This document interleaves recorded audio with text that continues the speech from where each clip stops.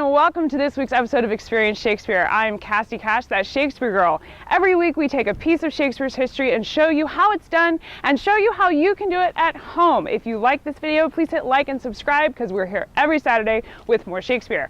This week we're taking a look at the weapons in Elizabethan England, specifically the rapier. Elizabethan England was a rough and tumble place. They had narrow streets, and the rapier was specifically designed to be useful to the gentleman as a weapon. Now, interestingly for William Shakespeare, he wasn't allowed to carry a rapier until he became a gentleman, which happened later in his life. But all men, regardless of their station, carried a dagger. And those are the two weapons we're going to look at in today's episode.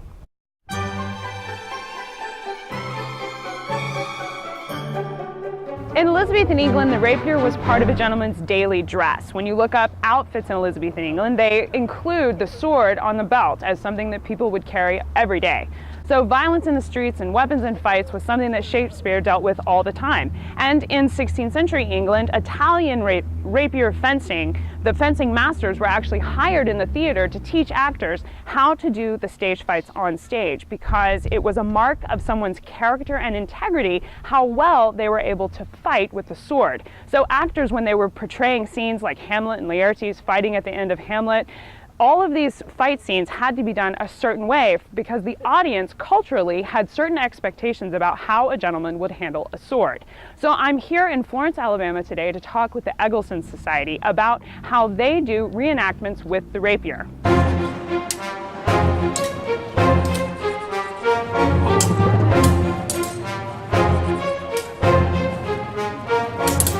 The Rapier and Dagger shows up in Romeo and Juliet, and a fun part about Romeo and Juliet is, even though William Shakespeare was famously sparse with his stage directions, one of the things that happens in Romeo and Juliet is when Juliet's in her bedroom after she's met Romeo and fallen in love and her father's told her she's got to marry Paris and she's freaking out about this, she's in her room and contemplates suicide, and all the stage directions say is she pulls a dagger out. And when I was a dramaturg on a production of Romeo and Juliet, one of the questions they asked me was, where does the dagger come from? And today we're going to show you where this comes from, because it was actually a part of a person's dress. Juliet would have had her own dagger and it would have been worn under her clothes. And so it was the same movement for Juliet as taking off one of her shoes was to pull out her dagger. And the rapier and dagger style of fighting appears in Hamlet. At the end, Shakespeare specifically has them fight with rapier and dagger, which is a fun thing for Shakespeare to do because it's an anachronism.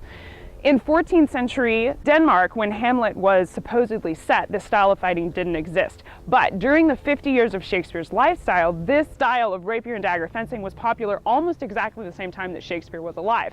So it's funny that Shakespeare has them fight this way because it was a gentleman's fight for Shakespeare, not for 14th century Denmark. The fencing and fighting styles we've been seeing today are from the Egilsson Society, and I'm here with Lena Scott to tell you about their organization. So tell us about what we've been seeing here today. What you've been seeing here today is a 17th century style of fighting that comes from three different fighting schools, one based in Spain, one in France, and one in England. We use a variety of different blades, from rapiers to sabers to axes to main gouges, which you'll see a little bit later. And your troupe travels around and goes to do performances of this fighting style around the country. Yes, we do. We travel to LARF, which is the Louisiana Renaissance Festival for school days.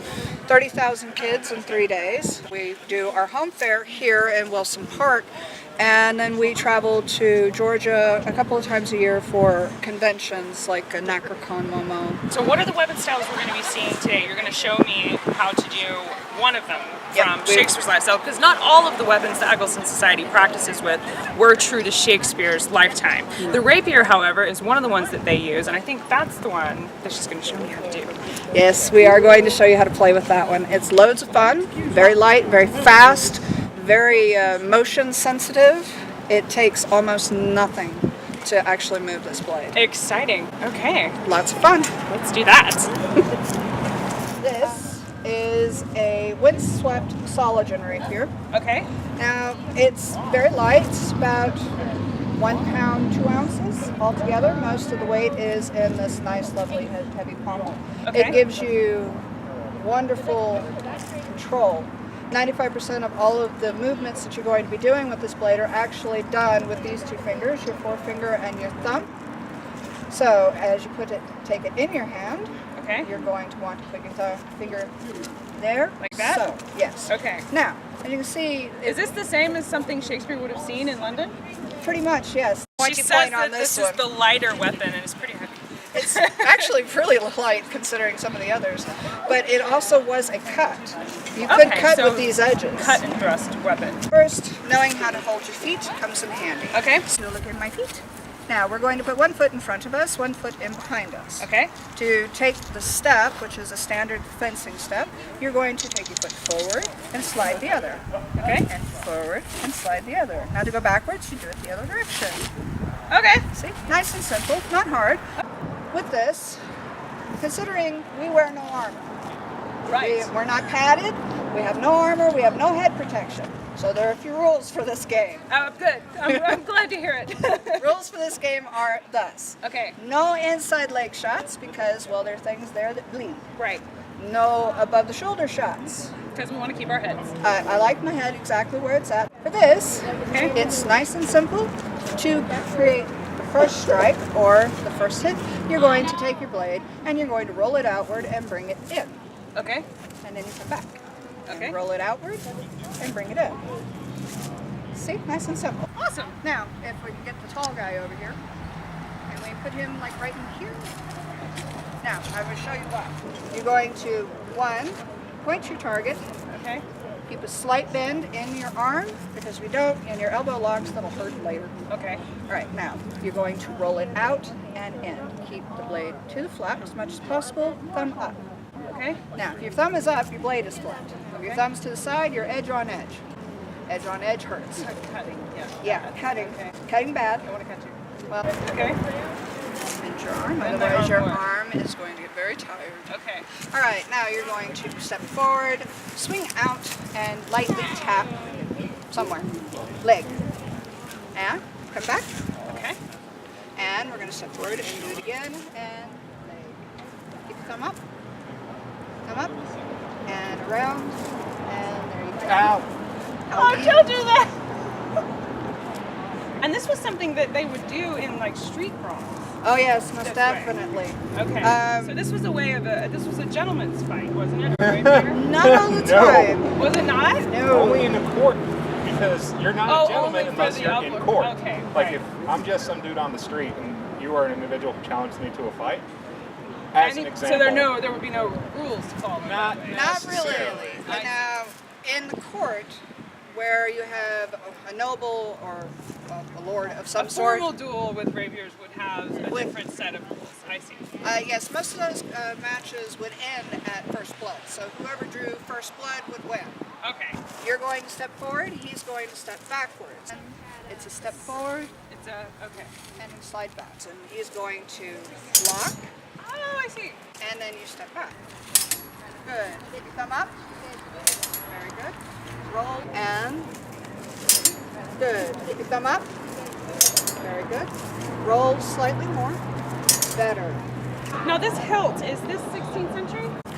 Yes. Yeah, Most of these are based on the 16th century. That's the Okay. swept, and this one is windswept, which is the more curving. Okay.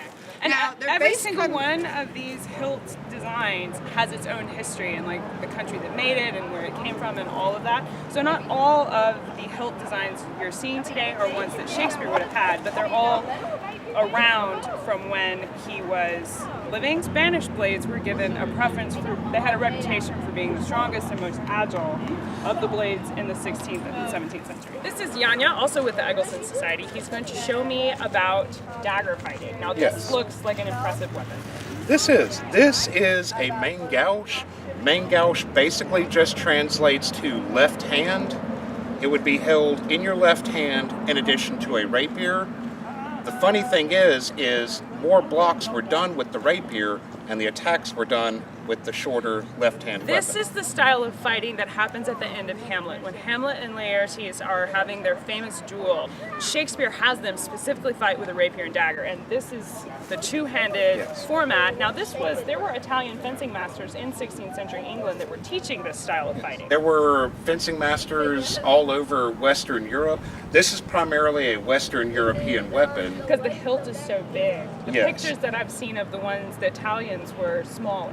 Yes, this basically just offered more hand protection. Okay, but they were all about this long? This is generally a couple of inches longer than most main gouges. They would come out to maybe about here to here. Okay. This one is for combat in a regular battle, so it'd be a little bit longer Now to give the extra we drew a range. distinction earlier between street brawls and courtly duels. Yes. When you say that this is used for battles, was this a military weapon, or what kind of weapon would Shakespeare have put on stage for Hamlet? Hamlet and Laertes were having a courtly duel, but using rapier and dagger. Would it have been this weapon or something else? This would be more for a battle.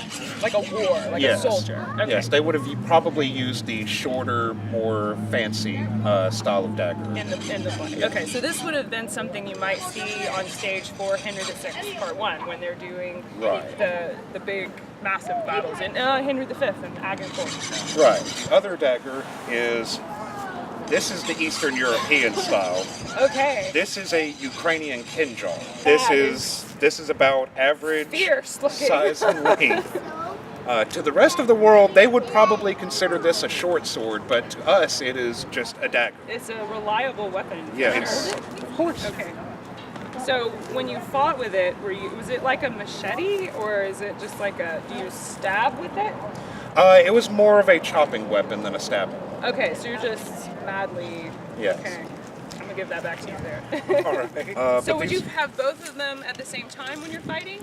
I would have two of these, or this would be my left-hand weapon in addition to a saber, or this and a rapier.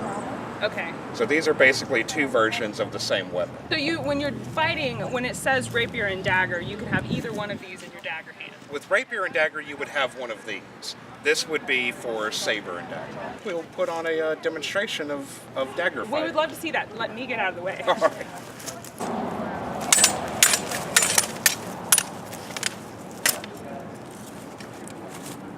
And that is about how fast one of these matches would go.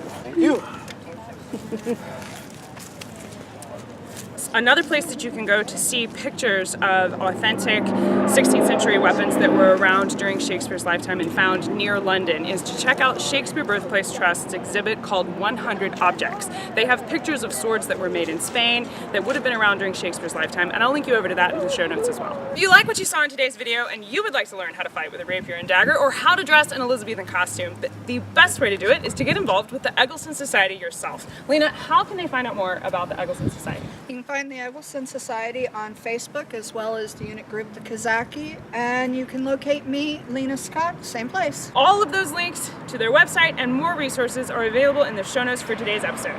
I'm Cassidy Cash, that's Shakespeare Girl, and I hope you learned something new about the Bard. See you next time!